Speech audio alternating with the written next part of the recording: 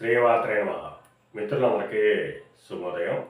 ఈరోజు శ్రీ విశ్వావసనామ సంవత్సర భాద్రపద బహుళ సప్తమి ఆదివారం.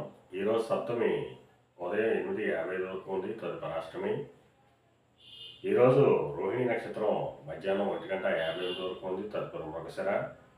ఈరోజు సెప్టెంబర్ 14, 2025 తేదీ ఆదివారం. ఈరోజు వజ్రం ఉదయం 7:19 వరకు ఉంది. మరలా రాత్రి 6:33 లాగైతే 8:03 వరకు ఉంది. దుర్ముహూర్తం సాయంత్రం 4:26 లాగైతే 5:14 వరకు కూడా దుర్ముహూర్తం ఇవ్వడం జరిగింది. ఈరోజు పంచాంగరీత్యా ఈ రకమైనటువంటి ఫలితాలు గోచరిస్తున్నాయి. అలాగే ఈరోజు సప్తమి ఆదివారం, దీన్ని భాను సప్తమి అంటారు. అందువల్ల ఈరోజు ఆ సూర్య భగవానుడిని ప్రత్యేకంగా ఆరాధించినట్టయితే ఆరోగ్యాన్ని, ఐశ్వర్యాన్ని, అలాగే ఎప్పటి నుంచో ఉన్నటువంటి సమస్యని పరిష్కరిస్తారని చెప్పి మనకు శాస్త్రాల్లో తెలియజేయడం జరుగుతుంది. అలాగే ఈ భాను సప్తమి రోజు ఆదిత్య పారాయణం చేసి, ఆదిత్య హృదయాన్ని చదివి, సూర్య నమస్కారాలు చేసి, సూర్యుడికి